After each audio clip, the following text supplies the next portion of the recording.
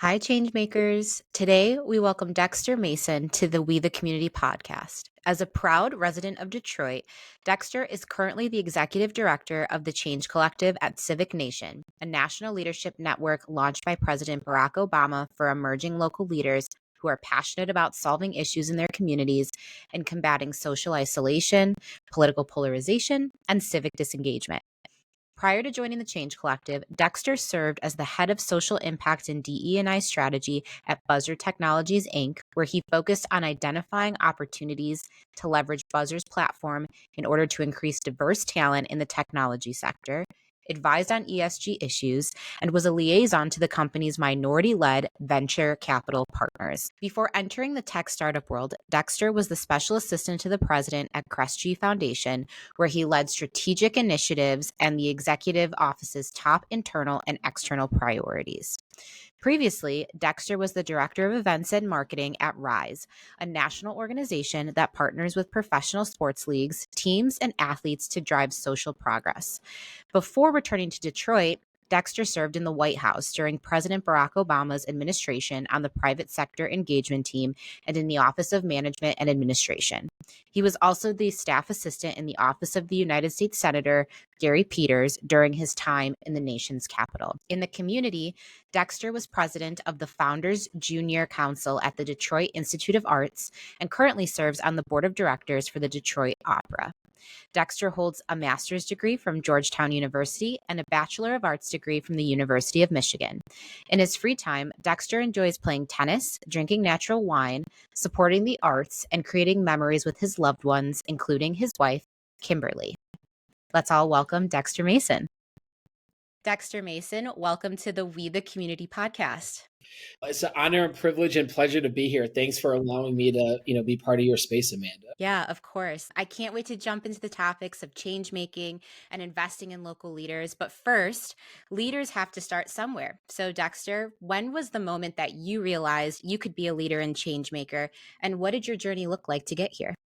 No, definitely a longer journey than I maybe anticipated. I never growing up thought myself as a leader, right? I was a person that was instilled by my parents' values of just serving others. And so for me, I just thought I didn't really realize that service and leadership could be intertwined and should be intertwined. I was just someone who always liked to give back. I love bringing people together.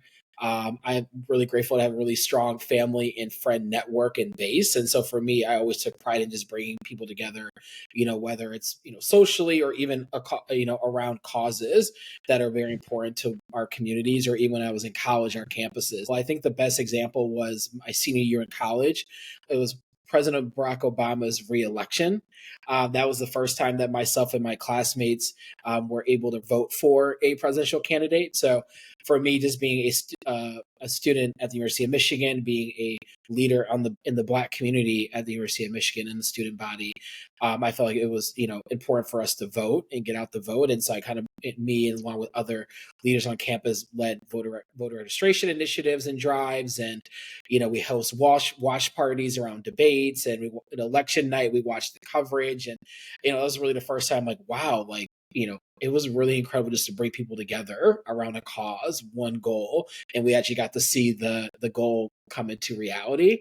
And so for me, that was kind of the first time I realized that this is the work I want to do, is just really bringing incredible people together to spur more collective change. I love this idea of building around a central goal and Yes. people from different backgrounds coming together. I think that's an incredible way to look at progress, especially right now. And speaking of that, you are part of an organization called Change Collective. You're the executive director. Yes. So tell us a little bit about that role and what exactly the Change Collective does. Yes, I am just first as honored and grateful to lead and steward the Change Collective. I really look as a custodian of this work. We're a program that was launched almost exactly 2 years ago. We are a national network of local change makers, and our goal and mission and vision really is to redefine civic life in the 21st century. And what does that mean? What does that look like? We know that our country is becoming way more diverse, whether it's gender, ethnicity, race, backgrounds, etc. But we're also seeing the opposite effect of there's more social isolation, there's political polarization, there's a lot of things that are actually bringing people less together.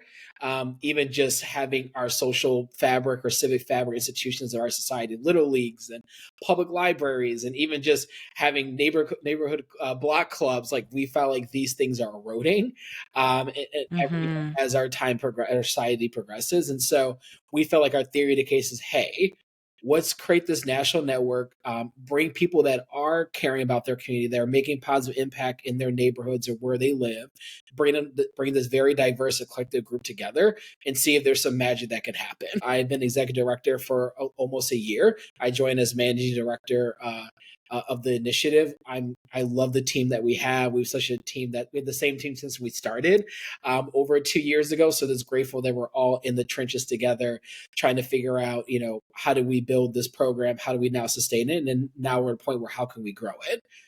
So it's just really exciting things ahead. We know that the recent election outcome in November really did show a more important light on place-based leadership and local leadership and impact. Mhm. And I know there's probably some things we'll talk about a little bit more, but for us, I think the Change Collective is in really well positioned to help rebuild our civic infrastructure, invest in civic leaders and communities, and really just hopefully spur just more long-term system changes where we live and nationwide as well. I love that. I think I've been reading a lot about just like historical things that have happened that we can kind of pull through to right now. And I'm currently reading about the VRA and looking at how people mobilized. And I'm seeing this need in my backyard, in the cities around us to find that again. Mhm. So I think Change Collective is right on time. Um, Thank you. and I just wanted to ask, how did you find yourself coming to the Change Collective? Were you recruited? Did you find it? What was the process there? Very good question. And actually, a lot of people don't ask me this. So I'm really excited to kind of dive in to the story. And so, kind of give you a very brief background of kind of my career arc thus far. I kind of mentioned a little bit about my journey and activism on the campus University of Michigan, but my background actually starts in sports. And so I'm a big basketball fan, sports fan. Growing up, I had what is called hoop dreams. I thought I was going to make the NBA. I truly did. Like you could not tell me anything. I had a basketball court in my backyard. My parents would play and shoot basketball with me every day and things like that. And so my dreams were really cut short when I got cut from my seventh grade basketball team. I didn't make the team. I was devastated. And my parents were like, they were very candid. They were very honest, very loving in a very loving way. They're like, Hmm. you're not going to make the NBA, but you can run a team. You can, work for a team. You can work in sports. So I Yeah. never knew what was going on. The field and the court was a multi-billion-dollar industry behind it. Had no idea. I'm 13, right? And so I always go, Hmm. okay, I want to work in sports. And so all through middle school, high school, I was doing programs around sport business management, and I always had that service mindset because my parents are very community oriented. We always had some type of cause or initiative to go to or support or events. They were very active in the Detroit community. And so for me, I always thought service was just something we did. I never thought it was a career. And so for me, my senior year in high school coincided with President Obama's historical 2008 election. And so that was the first time that I felt like I was involved in more like politics and civics and just an engagement period. Even though I was not eligible to vote, I wasn't 18 for that election. I turned 18 6 weeks later. I still knocked on Wow. doors. I canvassed. Hmm. I still felt like I was part of history and played a role in, getting people to the polls. Very small role, clearly, but a role nevertheless. And so for me, that was the first time, like, wow, like this is really cool. And I like, once again, Hmm. bringing people together around, positive change and in our community. And so as I matriculated through college, University of Michigan, did a very similar kind of voting efforts my senior year, and I was able to vote for President Obama that time in 2012. And so my career arc is, I've worked in sports at a sports tech startup. I worked in philanthropy. I've worked in government at the Obama White House and also on Capitol Hill. And so my background has been in a lot of different sectors and industries, and it kind of taught me a couple things. One is that we need a lot of these sectors to come together to make positive change. So I was always fascinated that, like, whether you're in the private sector or in government or in philanthropy or nonprofit, like these different sectors and industries have to come together to spur the most change. And so I really was privileged enough to learn like the inner workings of a lot of these kind of institutions. That was number one. And number two, like my background is every role I was in, regardless of sector, was always about making positive impact on community. Whether it's issues around environment, gender equity, racial equity and justice, so many topics I know that affect us every single day. I just knew that was there was always a common thread line throughout all my experiences. And so what led me to Change Collective was a really interesting time. It was in 2022, only a few years ago. I was working at a sports tech startup, leading impact work and D&I work at the time. And unfortunately, like a lot of you see a lot of startups, the startup end up ceasing operations, and I got laid off. And so that was the first time ever me going through that in a career. I was at a point where like, wow, this is the first time I haven't had like a job since graduating from college, and really trying to do some soul searching on what I want to do.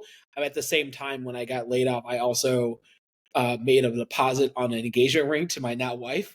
So it was I haven't proposed to her yet. Pressure's on. Pressure's on. I'm like, oh, I need a job. I don't know what I want to do. So I started just like reaching out to mentors, advisors, friends. And so I end up getting just reconnected, or not reconnected, but I was able just to get in touch with my folks from my Obama White House days. I was an intern there, then a full-time staff after. And so some of the folks there who now work at Civic Nation, which is our parent organization at Change Collective, they kind of reached out, hey, we have this new thing that's launching. It's a national leadership network. We will, you have startup experience. We're starting this from the ground up. And so my track record, I think, aligned with the role. And some of the work was going to be in Detroit as well, along with Chicago and Jackson, the new communities we're in now, in Memphis and San Antonio, Texas. But I just thought it was a perfect opportunity where it fit my skill sets. I was returning to work with people I was in the trenches with almost a decade prior, who I have a deep respect for and admiration for as well. And it was something where I never was part of. Like once again, been in philanthropy, been in tech, been in sports. This was the first time I had a role that actually was investing in people. A lot of it was, investing in policy or organizations, but actual people. That was the first time that I really had a role that kind of added another tool to the toolkit in terms of just making impact. And so for me, I thought it was a very exciting opportunity, and I'm glad that I interviewed for it, got offered the role. And the story where it kind of goes back to my engagement, I got the offer on a Friday, and was already scheduled to propose to my now wife the next day on Saturday. So it was a very great Wow. weekend where I was able to I got a new role, new opportunity, and a new lifetime partner in back-to-back days. So definitely a whirlwind within those 24 hours. Wow, I love that. And I love the story arc of like all these things happened and you're not quite sure why they all happened, but it all like cumulated to this thing that Yes. you now lead at the very top of, the Change Collective. And so I think that's for anyone listening that is in that moment of pause or in that moment of in the desert, so to speak. I think that's like a great testament to everything kind of working together for the good. And so thank you for sharing that. I appreciate that. No, I appreciate you acknowledging that too. And really good question, because like I hope, and hopefully your listeners know this too. Like there's no career arc that's linear, right? I don't really think. I mean, there's definitely some certain careers, professions where very technical. If you want to be a doctor or a lawyer, there's certain academic and and training and tests that you need to take. But I think for me, hopefully my story is just a testimony that like it definitely zigzag. I really was able to take a lot of those experiences I had in the past to really um, this was the right opportunity at the right time. Truly, I take a lot of my lessons learned from my past in this role of stewarding and leading the Change Collective. I think that's wonderful. And so, when you think back on that path, was there a particular piece of advice, whether it pertains to change making or just generally about life, advice or training that you feel has really stuck with you throughout all of this? Yes, I think the biggest advice and I mentioned it just shortly ago is that there's no career arc that's like very linear. The biggest advice I got was like, don't worry about like um maybe some people always focus on the title or what the org sometimes does. What I focus on also is like what skills I'm going to gain, what network I'm going to gain, what perspectives I'm going to gain, and obviously of course who am I impacting.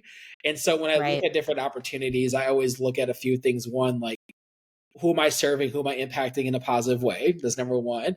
What, skill sets or things that maybe I can gain from this experience I didn't have in the past. Some of it could be, oh, I've never really been in a fundraising role before where I'm actually fundraising dollars. That's what I'm doing now.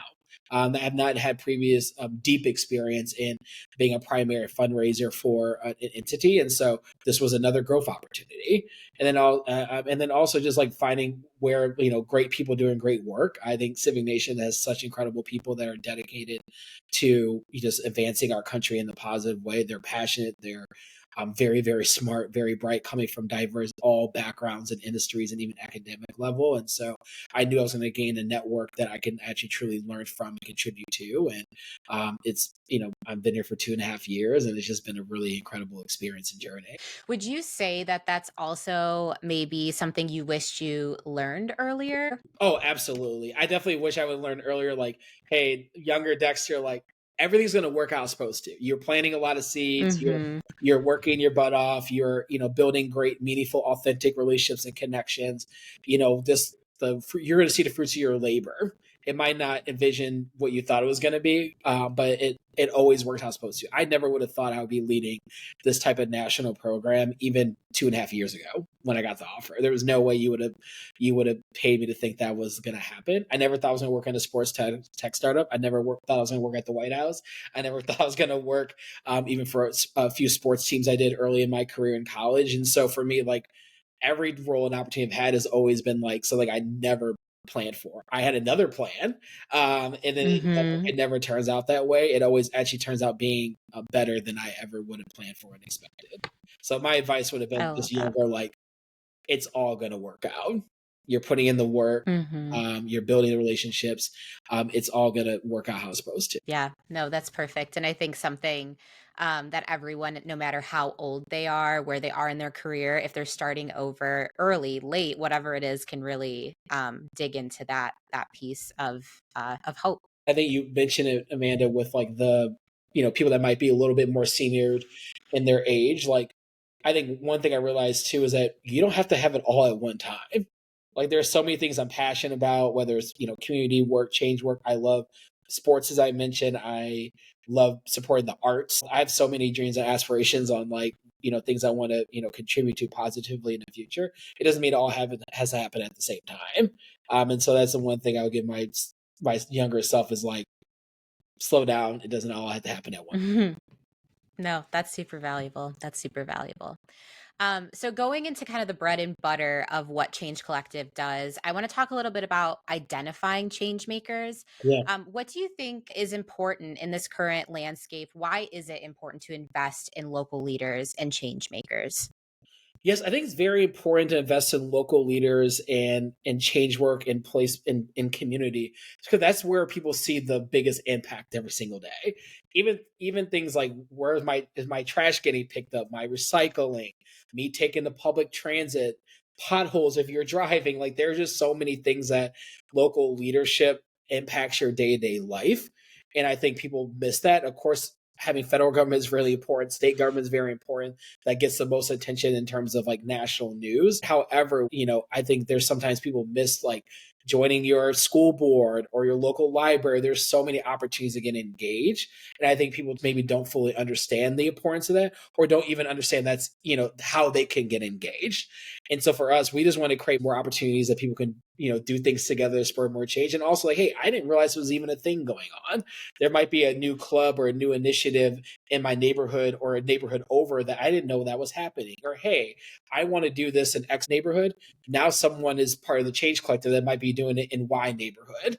And so let's collab. Let me share best practices. Let's do something together, or let me at least learn from you.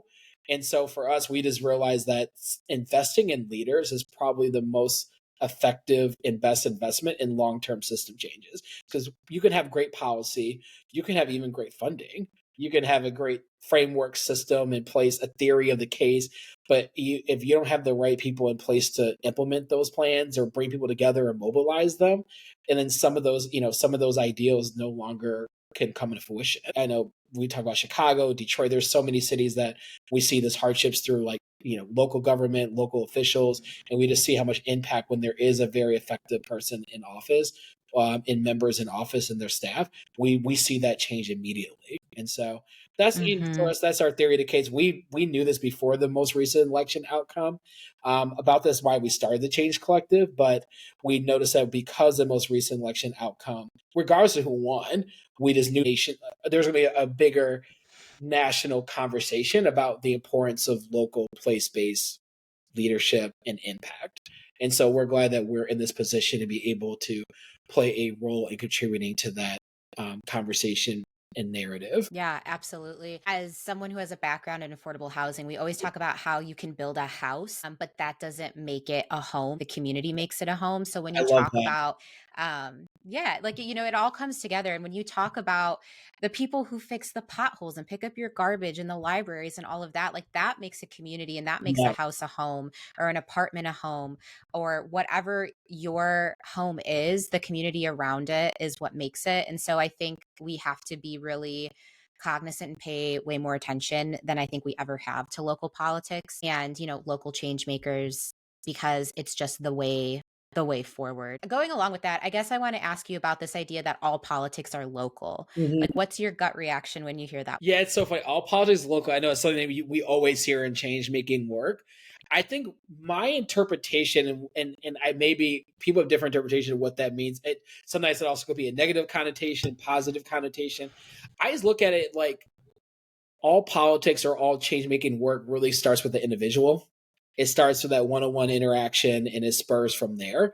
I think, love thy neighbor, I know is a very popular like Bible verse. And like that's a true thing. Like it Yeah. really is that, Yeah. just being there for your neighbor, being your sister's keeper, my brother's keeper, helping your neighbor with their groceries or building that community. That's where everything starts. Starts in a household, starts in your home, starts in one-on-one. And I think a lot of issues that happen in our society are taught, whether it's racism Mhm. or sexism. And so, if those, issues are addressed, on an individual basis or in smaller groups or smaller communities, I think it definitely can spur to more positive change. And so that's how we always interpret it. All politics are local, change making work is local. I think when it starts there, I think that's, you even read just a lot of movements. Right now, I'm reading this book called King, which is about Dr. King's life. But it's the most recent biography that came out last year, won a Pulitzer Prize in 2024.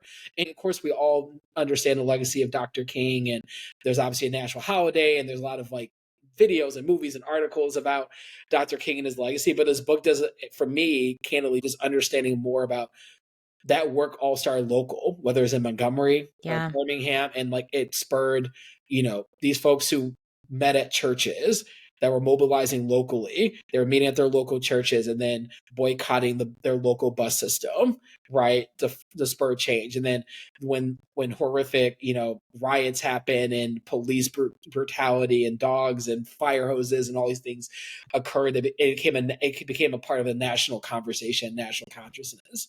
And as a result, we're seeing legislation such as the Civil Rights Act in 1964 and the Voting Rights Act in 1965 and housing and all these different initiatives that happened in the mid to late 60s that got implemented.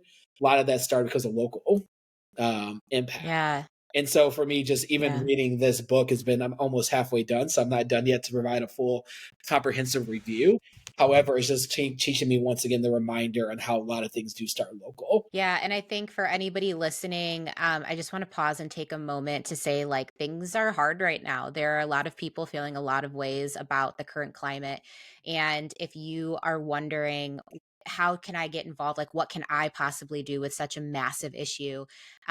Get involved in that local coalition, get involved at the food pantry, talk to people, have these conversations that are open and honest and uncomfortable because you might just be a part of the story. One of these books that Dexter is reading, like in 50 years, you could be a part of whatever that boycott or picket or, community event was. So pick one thing and go from there.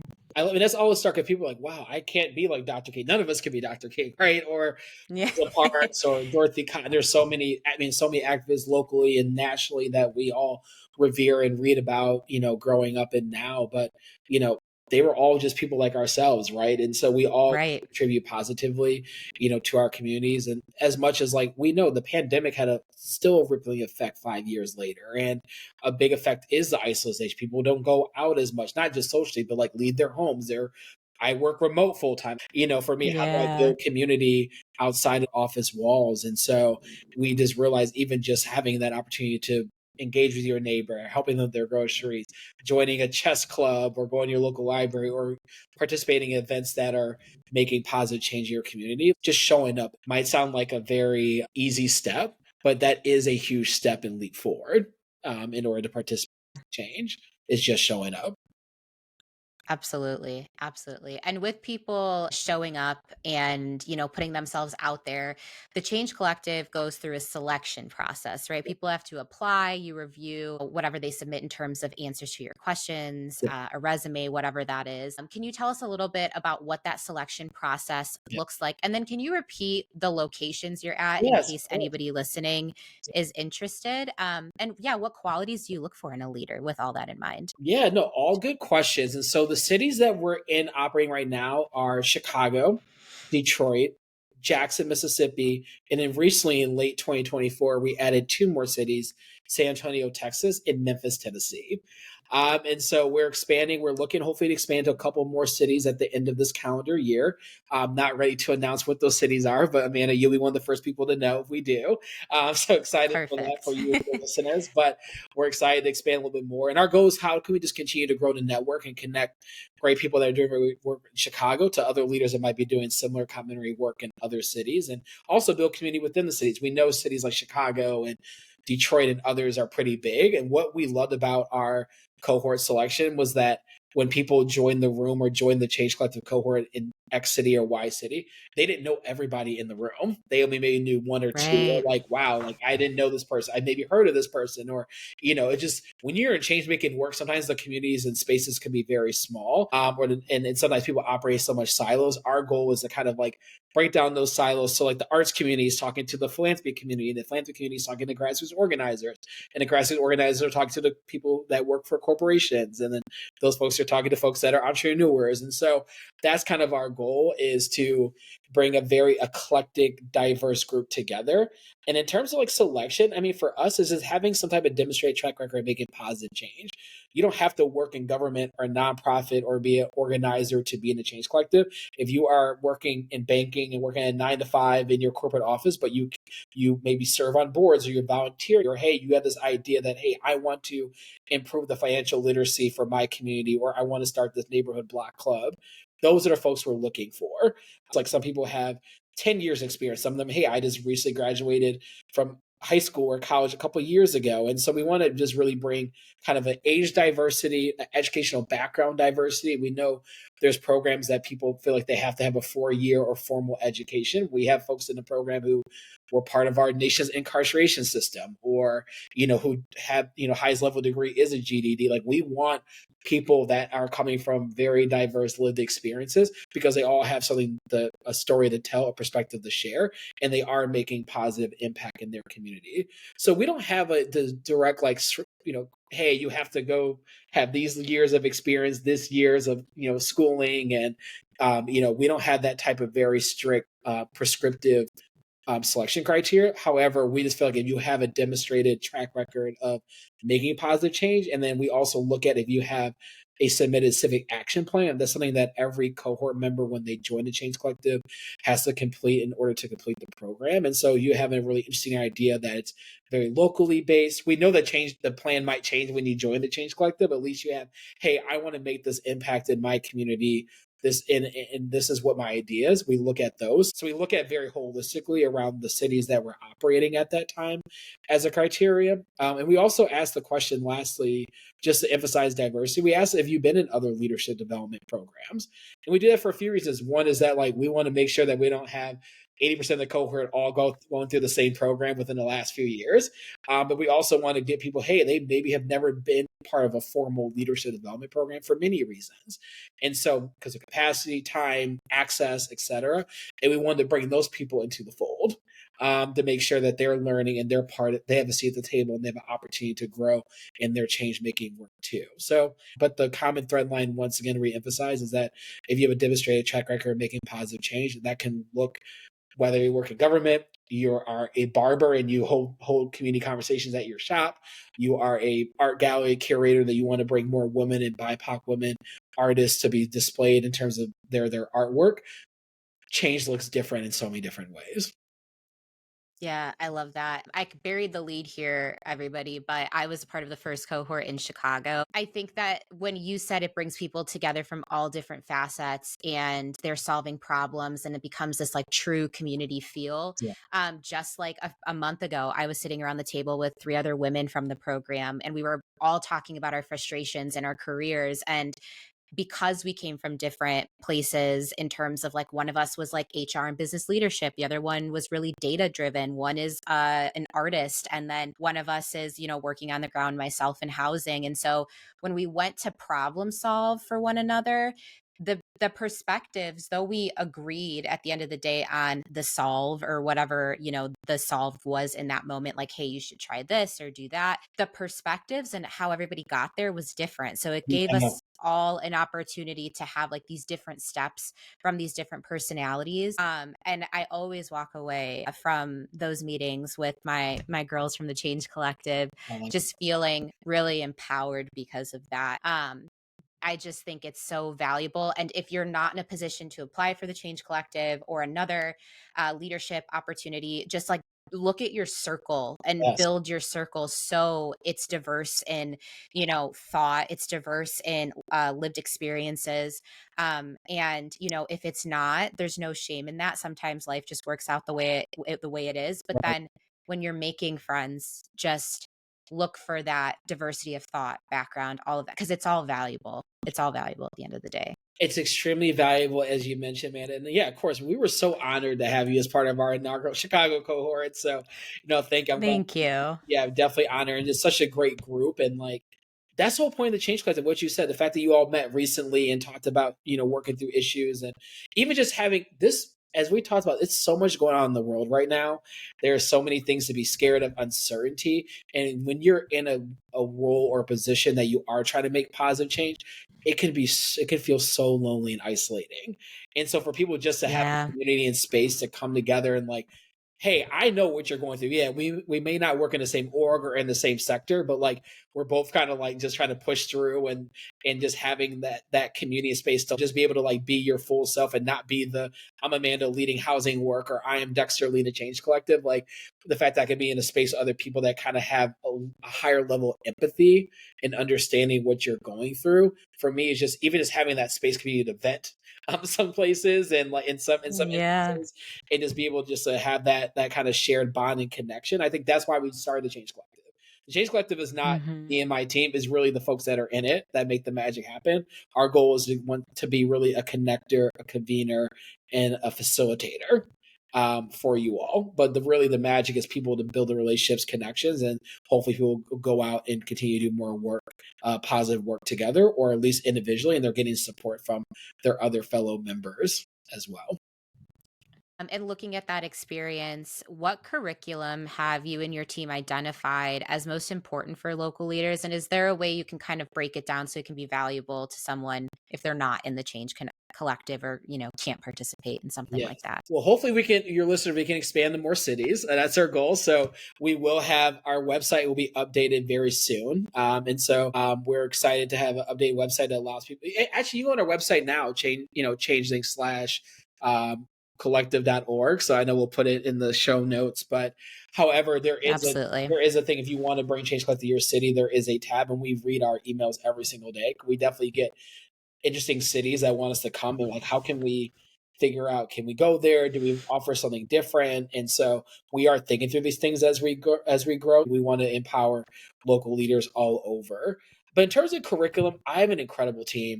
I'm not gonna lie, like I'm not the one designing the curriculum. I have incredible teammates that are like deep down always thinking about how to improve the curriculum, the experience, the training, what's being offered. I mean, there's definitely some like hard and soft skills that we offer in terms of programming, just, media training, fundraising, creating an action plan for your change work. But there's also other things that I think are what our society needs right now, like bridging divides, have how to have difficult conversation. We know that we're excited that sometimes we can be too polite or too respectful, or like people are not actively listening. So how can we just have some of these hard conversations and really actively listen to each other in order to create more understanding and empathy? And so those are just some of the things that we have some soft skills that are really around just like empathy and bridge building, but they also have hard change making skills around power mapping your network, identifying people in your network or people that are in your network's network that can help with your work. Like Mm-hmm. I'm sitting down and understand, like, wait, who's in my network? Let me go through my contact list. Wait, I forgot about this person, or hey, this person actually does this, and be able to develop skills that maybe ask them to like help support you in your work, or even asking for funding for your work is something that we work on. And so our curriculum continues to evolve. We don't use the same one. So Amanda, like the one that you went through in the inaugural Chicago cohort, then our next Chicago cohort, our third one that we'll have in 2025, will go through actually a updated, refreshed version of the curriculum based on feedback and topics. We love surveys, we love data, we love analysis, we love evaluations, and so we read everything, we take everything seriously, and we always try to incorporate the experience for you all, because that's really for it's who it's for. Yeah, absolutely. I think there were so many aha moments for me. I went from graduating from grad school in public policy to doing the Change Collective training, like I back agree. to back. And there were so many things that I'd learned like technically in policy school that I didn't fully grasp like how they linked to to like actually the work on the ground. Yeah. And then I went through the Change Collective training and I was like, ah, that's what they meant. So to your point earlier about when you look for change makers and you just look for people who are wanting to make positive impact regardless of education level or like what their background looks like, that's just a testament to say like learning and the ability to apply what you learn can Yeah. happen in any environment. Because as someone who did go through like a formal education process, there were things that didn't click until somebody on your team explained it to me in a different way, in a practical way. Well, we're gonna clip that and we're gonna send to all of our funders. So thank you, Amanda. Great. For the Anytime. testimony. Yes. Anytime. No, but that's the whole point. We know that everybody has different coming in with different levels of experience, backgrounds, change making work. We know that this is not like a leadership one-on-one type of thing. Our goal is to kind of have a more heightened, elevated experience where people are coming together to have some tough conversations, talk about tough topics, and really just hopefully just add some more tools in your toolkit. And so that's our whole goal. We're a small part of your journey in your change making work, but hopefully a very impactful one that provides more acceleration, more connections, more relationships, and just kind of being that once again that connector, convener, and facilitator. And I'm just going to quickly add two things that were the things that I use on almost an everyday basis that Okay. I learned in Change Collective. And this is applicable, like whether you go through a formal training or not. There were two things that have really stuck with me. The first is know who the gatekeeper is. And that is when you're trying to get connected with Yeah. somebody or you're trying to make impact, get into the door. Sometimes the gatekeeper is not the person that is leading the thing you're trying to get into contact with. All the time. It's sometimes like the executive assistant, perhaps, or like the programmatic team that's actually running the programs on the ground. Or if it's a politician, is it a staffer or an aide or something like that? And so I think that is something that I always look at when I'm looking at how to make a connection is Yeah. who's the gatekeeper. And then the other thing is the part that you said about having tough conversations. I think that was literally the title of the training. It was. Yeah. And Yep. Mm-hmm. yeah. It was. And I have taken that and run with it at work. I've like used it in social media campaigns. I've used it in conferences. The idea of when you have a conversation with somebody who may not align with you completely in your viewpoint or what your solution is, being able to listen first and understand that iceberg concept that you all talked Yeah. about, like what you see is only 5% of what's actually going on with that human being. Yeah. That's been super impactful in terms of when I go in to have hard conversations with people that I'm thinking are my adversaries, but could be allies if I just took the time to listen to why they feel the way that they feel. And so it also, that like gave me permission to be like, by having a conversation with somebody who doesn't feel the way you feel or maybe you feel there's not a values alignment, it doesn't necessarily mean that you're giving up that value. It's like honoring that value when you're able to Exactly. express it in a way that, yeah, brings people together and kind of like opens the door for a conversation. I'm glad you brought that up. I think sometimes there's a misconception around like you're right. If you're having tough conversations or you feel like, oh, this person doesn't align with my values. So if I have a conversation or trying to at least provide some level of understanding, empathy, or compromise in the change making work, there's like, oh, you're leaving your values at the door. That is not true at all. So I'm glad Mhm. that the experience you had with us in the program, really reinforced that no, you don't have to. You're honoring your values, you're actively listening, and we're all human. Majority of us care about saying we want to have great jobs. We want to have a safe communities to live in.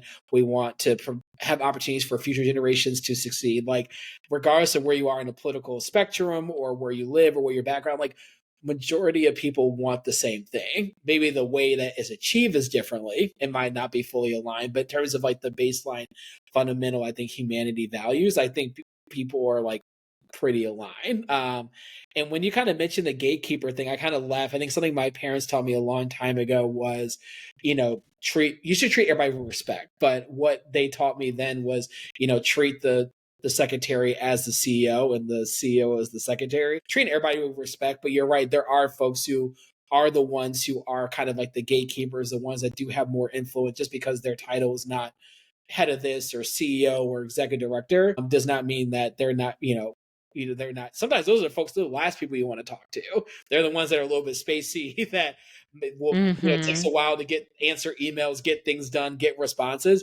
And so for the Change Collective, of course, we definitely, when we have our national change labs, our national meetings, we definitely bring the high level speakers, like the Miss Valerie Jarrett's of the world and the John Rogers of the world. But we also wanted to bring great people. We had a really dynamic woman panel of great women leaders from Chicago that maybe have really high positions, but they're maybe not as nationally known, and like but they're the ones who will like respond to your email, pull you aside, grab your hey, come over here, let me introduce you to this person. Like those are the people we want to bring into the Change Collective in terms of engaging with our members, are folks that feel like we know that they'll open the door for you. They know they want to invest in you. Of course, we need folks that are really high up at this foundation or this institution to provide just that additional support and equity there. But we really want to bring in change makers that might be more senior into the fold that are going to be opening more doors for you all. So that's something I'm always working on every single day and being mindful about too. Yeah, absolutely. Going off of that, you mentioned the people that maybe are more on the local level, high positions, but at a local level. So I want to jump back into that discussion. Mhm. What can local solutions do that, say, like state and federal solutions can't? That's a good question. People always say that being a mayor is like the hardest job in the world because you don't have time for like, and I will not say this verbatim on the podcast, but there's no time for BS. Like when you're Mm-hmm. working in local government or making local impact, you don't have time to like just have fluff or not be, not be Yeah. real. Like you have to get things done because it does impact people's lives on a daily basis. You can't just like, and I had the utmost respect. I worked for the United States Senator. I worked in, federal government for many years. And so I understand the important role that it has and needs to have. But in terms of just, there's just times where like a lot of things are more politicized and like, things take a lot longer to get done and there's a whole deliberation process. This change happens a little bit lower. And so locally, I think it's just really important that you don't have time for all that. Like you really have to get things Mm-hmm. done. And I think that's Yeah. and I think as a result, there's more opportunities for creative solutions as well. There's a less red tape to get things done too. I think there's more opportunities. I think in cities, there's more collaboration with like the businesses that anchor those cities and those communities.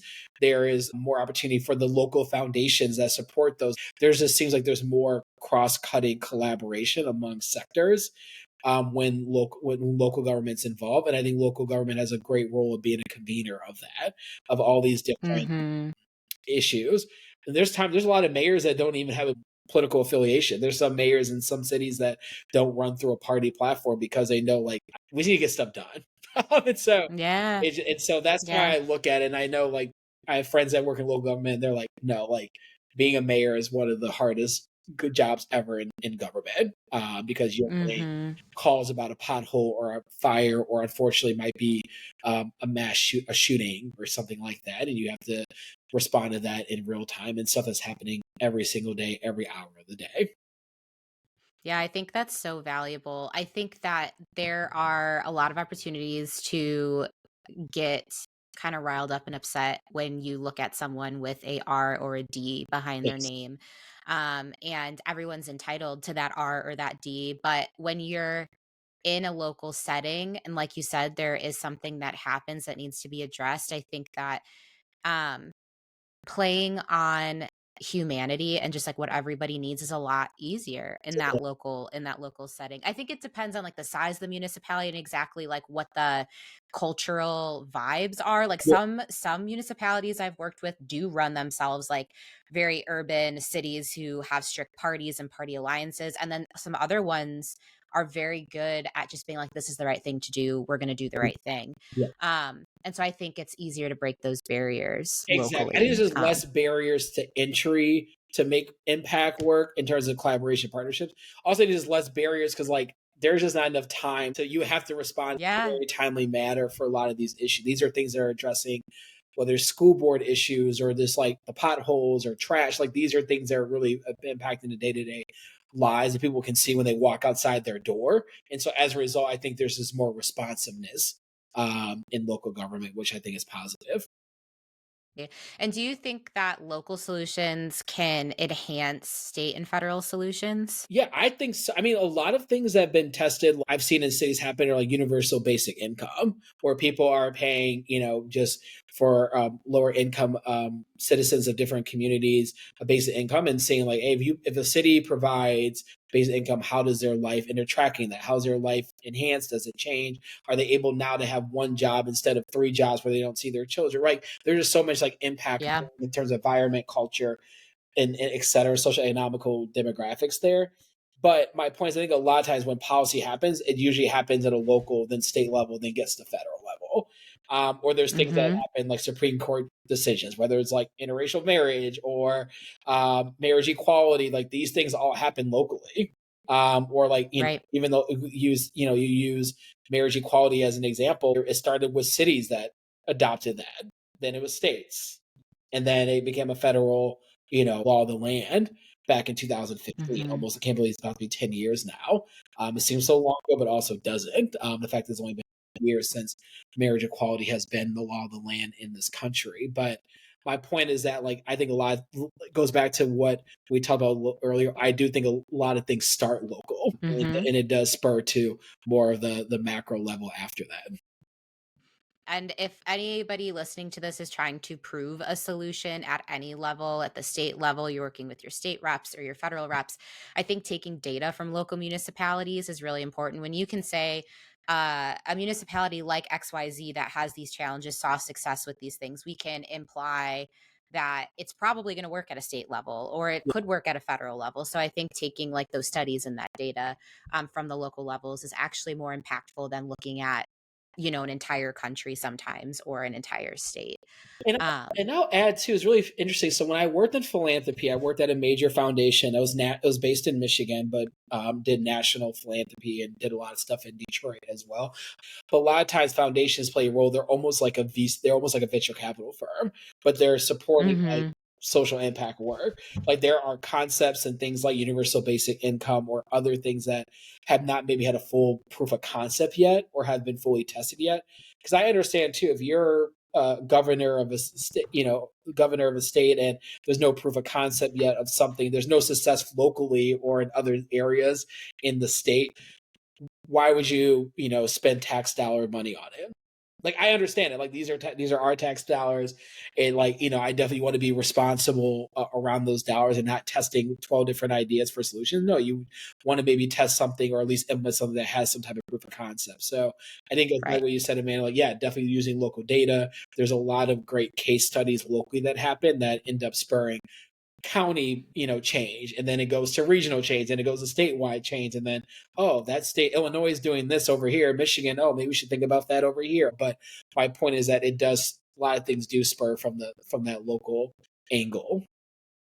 Yeah, absolutely. And I think a lot of that local angle can tell a bigger story, and they might look at some more impact. So if you're working across the aisle and you're working on a humanitarian issue that somebody just thinks is a humanitarian issue and is not an economic issue, a lot of times like the data is so centralized that you can make the case that there's an economic impact. Like universal pre-K is something that like we can look at and say there's an economic impact. It's not just the right thing to do, so to speak, but it also allows our community to achieve X, Y, and Z economically. And so I think there's a lot of value. So we talked a little bit about gatekeepers. So in local communities, we know that these gatekeepers might look a little different than they do at the state and federal level. So who might hold the keys in a community, and maybe community politics or just residents? Who might these people be?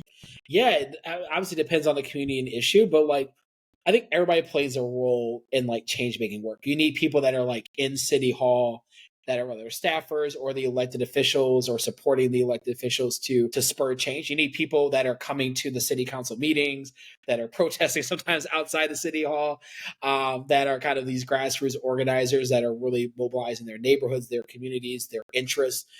They play a role in terms of holding our elected officials and government accountable. This is why we're in a representative democracy where people vote, you know. So I think gatekeepers can come from different ways, but I think the ones I've definitely been familiar with are the ones who are, you know, sometimes the executive assistant or secretary to some of these, you know, influential people, but also the folks that are on the outside. Sometimes can be agitators, folks that are community organizers or grassroots organizers that have a mass following, or they Hmm. lead a larger group, whether it's a union or you know a neighborhood club or just around issues around affordable housing or et cetera. Those folks, I feel like those are the ones that even though they might because they're on the outside, they don't feel like they are kind of the gatekeepers or influencers. They actually really are. We know that change has always happened through advocacy on the outside. That's kind of when you look at our country's arc and history on how policy and change is made.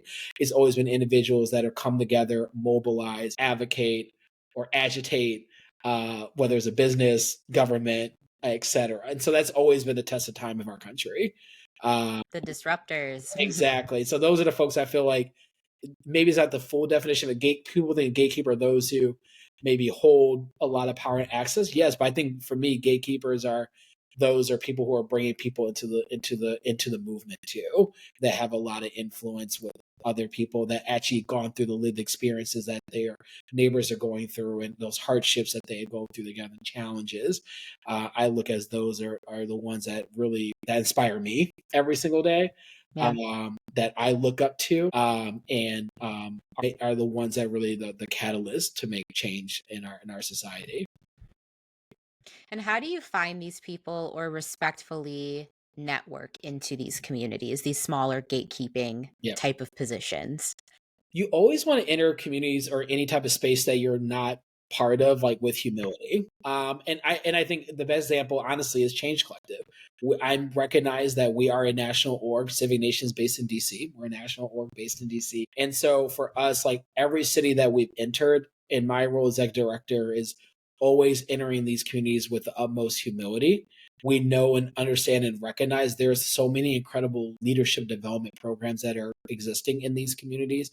There's an incredible ecosystem, especially in a city like Chicago or Detroit, these kind of larger cities here. And so for me, I want to make sure I talk to all the leadership development programs, like who runs them, who's in charge of them, who's, you know, part of them, just to like share what we're trying to do, but more important, understand like, hey, where do they fit into the ecosystems happening? Everybody plays a role, whether it's around affordable housing or there's Hispanic or Latino leadership group, or there's a Black leadership group. Like there's a lot of different groups that play a different role in change making work. And so for us, how can we play just a small role in contributing to that leadership ecosystem and pipeline? And so that's how I kind of approach like our work at Change Collective. We're not just going to drop in and like, hey, we're here now, apply. No, like we Right. spend so many hours and days and meetings and talking to hundreds of individuals to listen, in order before we launch into our new communities, and also sustain in the communities that we're in and deepening relations there. And so, yeah, that's kind of our approach around just that. But in terms of just like individual bases, entering new spaces, I think the same thing. everybody always wants a sense of belonging, right? And so Mhm. when you want to enter, hopefully whatever space you're entering, people are hospitable, welcoming, know that hey, you're trying to find community or join community or be part of community. And so I think for the person trying to join, just kind of enter those spaces like, hey, I am Dexter, I'm Amanda, like I'm here to listen, learn, observe. I'd love to learn more what you do. I'm interested in XYZ and kind of going from there. But I think just entering these space of humility, not being the loudest in the room, taking up all the mic.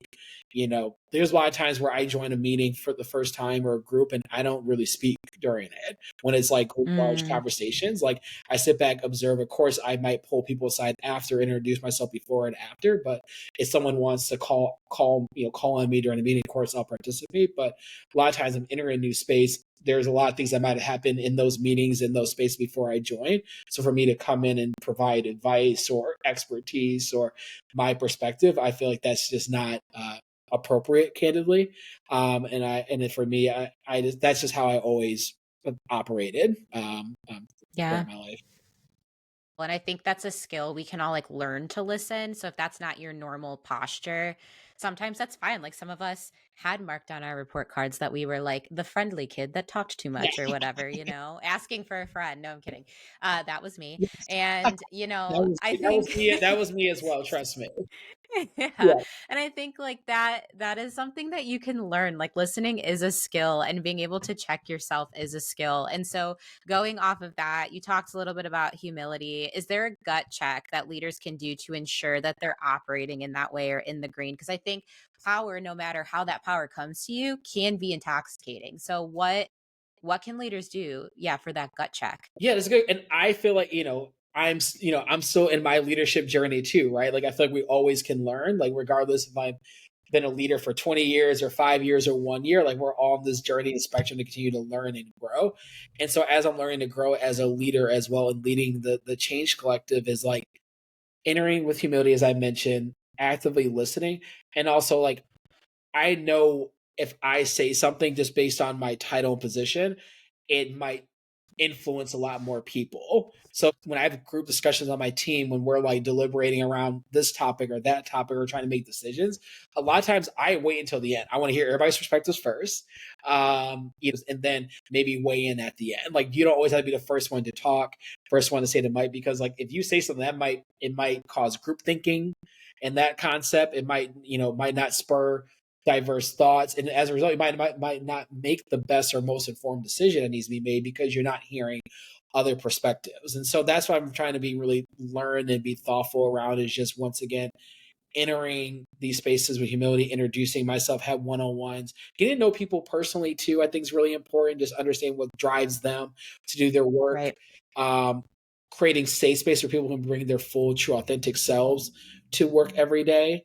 And that's all things I really encourage. We have teammates that have children. They have to pick up their kids at a certain time that might be during, in air quotes, normal business hours. Like, no, put that on the calendar so we're not scheduling something when you pick up your kid. And we know that you're going to pick up your child. You might need a couple hours to kind of get them together and you're back online. Like, we have to promote that type of culture. We're not robots, we're not widgets. We have to be very flexible. I put my therapy sessions on my calendar. People can look at my calendar and notice I go to therapy every other week on Wednesday at 10 a.m. Eastern. And so I love yeah, that. We should yeah, normalize that. exactly. Like take care of Take care of yourself. Take yourself. care of yourself. I'm very transparent with my team just around like the things help me become a better leader. Hey, I need a space to focus on my mental and emotional well-being and health. I have a leadership coach that I have bi-weekly sessions with, and they know that so I can be a more effective leader in the workplace. And so yeah, I'm always trying to learn and grow. And I think for me, just being vulnerable with them, being transparent with them, and also just not being the first one to say something and really not make decisions in a silo. I try my best to make sure Mhm. there's other people that are involved in decision making. They feel empowered to contribute to decision making. And if there's situations where sometimes I'm the ultimate leader, so there's times I have to make a decision quickly that might, I don't have the time or luxury to involve everybody in it, but at least like I try to think through, okay, how would they be impacted looking at in their shoes? And then if the decisions made, I kind of share with them, hey, this is my thought process around, and this is why I had to operate in this manner. And as long as that transparency is there, I think there's a mutual trust that, hey, we trust you as a leader to make the best decisions. We know when we should be looped in. We know when we maybe not be looped in on something, and that's okay. Yeah. If you could put in like one sentence, like an affirmation that would allow leaders to not take that personally and let it affect their ego, like what is something that we can say to ourselves if we feel our ego taking a hit that snaps us out of that perspective? There is, I read a book a couple years ago. There's this whole concept about stoicism and being a stoic. The concept of ego is the enemy. And so, like, for me, I read that. It was very empowering how there's so many studies and examples, whether it's world leaders, heads of states, and leaders of different countries, business leaders, etc., that actually allowed that their ego drove decisions that were actually really detrimental to what they're trying to do. And so that's always kind of reminding me, like checking my ego at the door. I read a lot, as you probably can imagine. I read a lot. I listen to a lot of podcasts, read a lot of books just to continue to learn more, and especially just around Yeah. leadership. There is a leader, Darren Walker, who's the foundation president of the Ford Foundation and a very visionary leader in the philanthropy space. In one of his books he wrote, his secretary like got excited because she's like, "Oh my gosh, like the president of the United States, is President Obama at the time, wants to meet with you." And he's like, "Oh no, he wants to meet with the head of the Ford Foundation." Even though he was the head, he was like, "No, no, he's meeting with me because I'm like the steward of the Ford Foundation. I could be, Mhm. if I was not here anymore, he would not be wanting to meet with me." And so that was Right. really profound. So for me, I take that as Change Collective, as a leader of this organization, is such a privilege and honor. But I'm only a steward. I'm a custodian. I'm a steward. I don't know if I'll be the head of Change Collective for the rest of my life.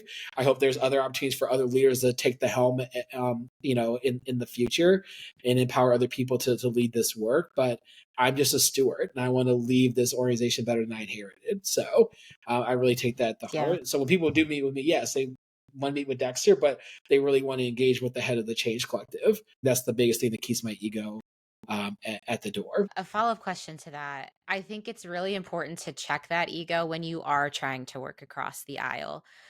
Because you just said sometimes your ego and egos from leaders in the past have turned out very detrimental in their decision making. So how can we or leaders successfully put that ego aside to work productively across the aisle? Yeah, I mean, it's very hard, right? Because we're coming in with ego because, like, we're very prideful about something. We have strong convictions and strong values about something, right? And so, my advice is like, just think about the long term goal and vision. What's the outcome?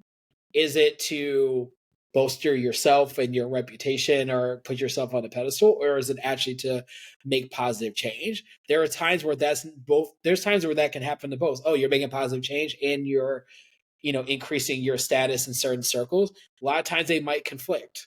And so you have to make a decision which Mhm. one is going to be, which one do you want? Hopefully it's always erring to the side of making the most positive change. So that's one of my advice, kind of thinking like, is this my ego driving what I want to do or my decision making or my thought process? Or is it actually going to help me get to the goal that I want to get to? Yeah, And I'm absolutely. sure every leader that people admire, they've gone through where they had to check their ego at the door many times, and they probably will always continue to, and that's okay. And sometimes Yeah. checking your ego at the door, like, it allows people to, you know, it allows for the other party to be able to actually listen, hear their stories, hear their perspective, and that's where you do build that understanding. You're building empathy, and you are building bridges in order to make that change. Yeah, absolutely.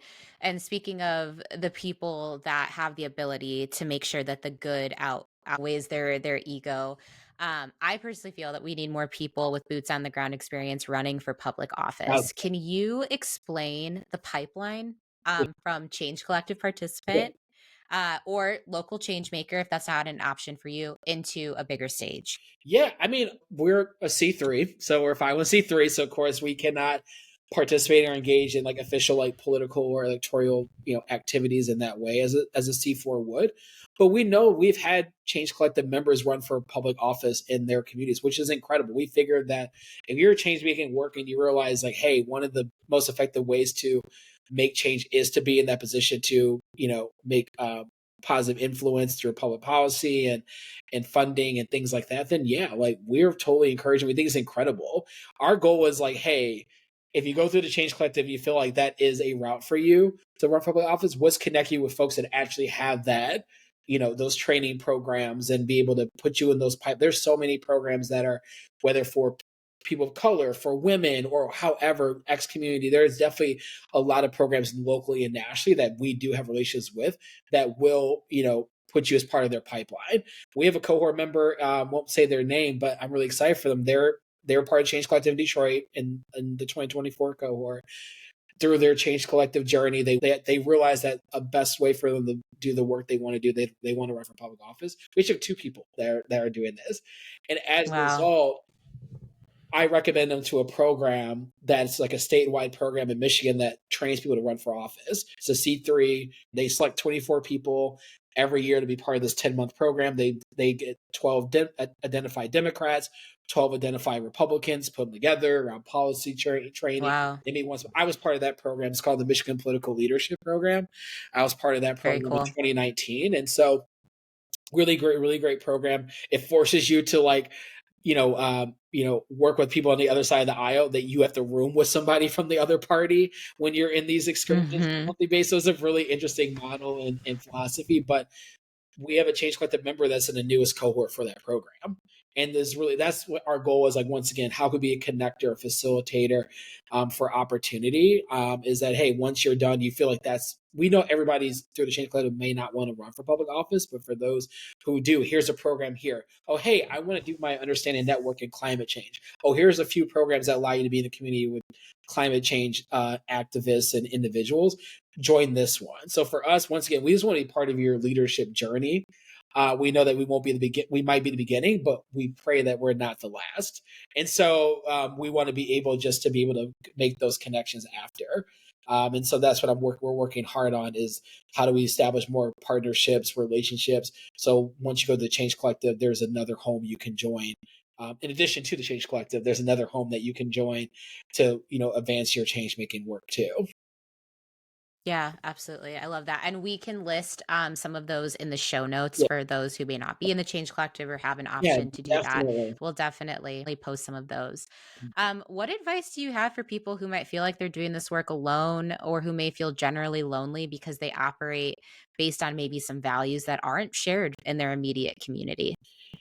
Well, I definitely, if you feel alone, you feel that way, I hear you. I understand. I personally have been there before. I mean, I don't mean to speak for you. I know you probably have felt that way many times Yeah. before. I want to reiterate to people that they are not alone. I promise you, it might feel isolating. There are communities there for you, whether it's maybe within your community or outside. I promise you, there is a home or a space or community for you. I mean, that's the beauty. I mean, you know, there's the the information age and the power of technology, the internet definitely brings people a lot closer, at least virtually. But there's so many community spaces for so many things. I mean, people find community playing Quidditch or playing chess. There's Hmm. even just things that you would never think there is like a community for, but there is, right? And so whether it's virtually or in person, like my advice is like, please, please, please don't give up hope. Please keep the Yeah. faith. And I promise you, like, as you continue to do your work, you are gonna find other people that are values aligned, values adjacent, or are doing very similar things. Maybe not, if you're an activist in the housing space, maybe someone who's in the climate space. And hopefully we know that housing and climate are intersectional and need both be addressed when. Yeah. Hopefully you all can do things together. And so just continue to keep the faith, do the work, and just continue to find hopefully allies. If it's not someone exactly what you're doing, but at least finding allies. If you're passionate about something, I promise you someone else is. There's just no Yeah. way. There's no way. There is somebody out there. Yeah. So I love that.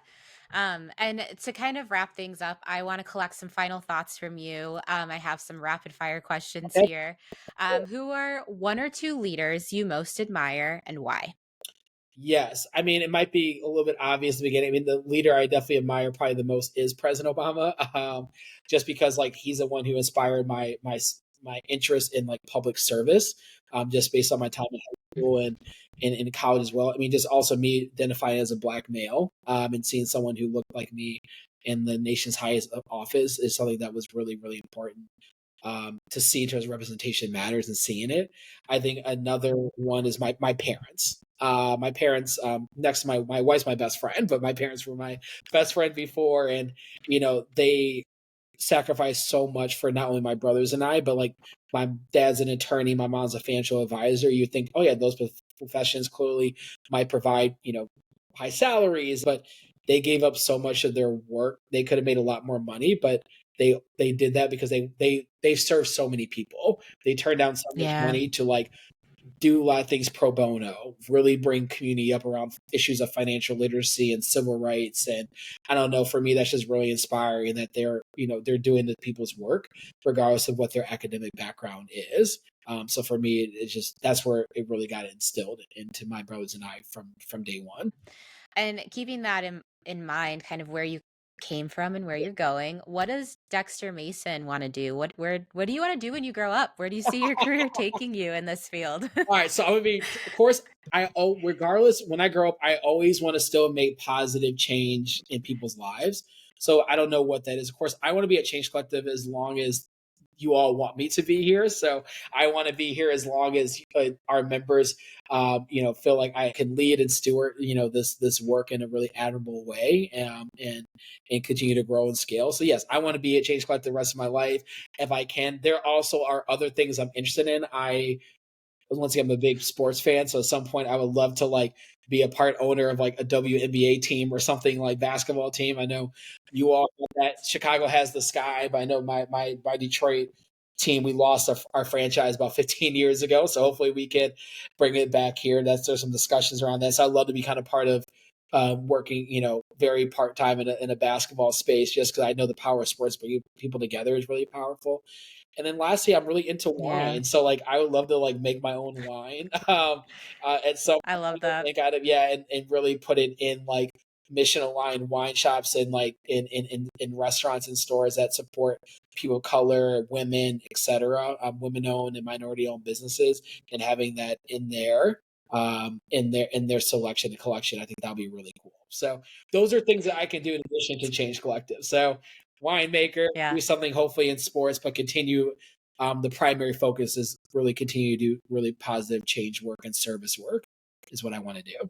Dexter, what I'm hearing is that we still have hoop dreams, but we're going to make some wine to facilitate the financial need of the hoop I dreams for never Detroit, thought about Michigan. that. I never thought about, yeah, I'm going to take that. No, I've always have hoop dreams. We'll could probably continue to always have some type of hoop dreams, but as long as the hoop dreams allows me to positively impact people, that's all I care about. So I love that. I love that. We are living in very uncertain times, and I think it's really natural for people to operate from a place of fear. Yes. But I think this episode is really saying that we have some hope. So, what is your advice for staying hopeful for the future? My advice in terms of staying hopeful in the future is that I always err to the side of humanity. I do believe that there are way more good people in this world that want to make positive change and care about people than there are those that do not. And so I'm always going to bet on us as a society, us, as people, as humanity. And so that's my hope. I'm a millennial. So I'm putting it out there, but there are the Gen Z generation and generations after that, like, are really passionate about certain issues. I think every generation there's like, there's more issues of accepting, belonging, inclusion. And so even though right now it seems like there's a lot of threat around certain issues around diversity, equity, inclusion, and everything in between, I am hopeful that, and I'm hopeful that I know our generations that are currently and after us, after millennials, are the ones that really are going to take the mantle and make positive change. I think President Obama said it best too. Like justice and change is never linear.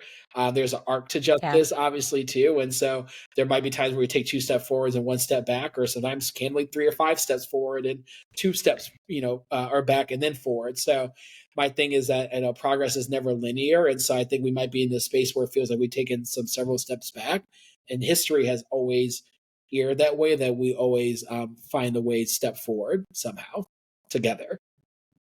I think that's great. I think that's a perfect note to end on. My last question for you, Dexter, is where can people find and interact with you and or Change Collective? Yeah, so please visit our site, Change Collective. If you want to interact with us, there is change-collective.org.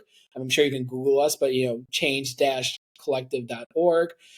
You can find, Change Collective on Instagram and LinkedIn are our most active kind of social media platforms. You also can add me on LinkedIn as Dexter Mason. I think my name is pretty distinguished and unique that it'll be easy to find me. And on LinkedIn, I'm definitely very active almost every day on there in terms of responding to messages, posting things. Would definitely love to, reach out, have a, virtual chat or Zoom or coffee. Definitely always open to meeting really great people and bring people into this kind of new era of civic life and civic infrastructure and civic leadership. Well, perfect. Well, thank you, Dexter. It was so wonderful to have you Cool. on the We the Community podcast, and we hope to have you back at some point. No, thank you, man. It was a true pleasure. I love this conversation. I look forward to more. And congratulations on this incredible podcast once again. So, hey, neighbors. Thanks for tuning into the We the Community podcast. If you enjoyed today's episode, be sure to subscribe, leave a review, and share it with a friend. It really helps us out. You can follow us on Instagram at We the Community Pod for updates, behind the scenes content, our book suggestions, and more. Got a question, comment, or topic you want us to cover? Shoot us a message or email at wethecommunitypod@gmail.com. Until next time, stay curious, be kind, and keep listening. Catch you in the next episode.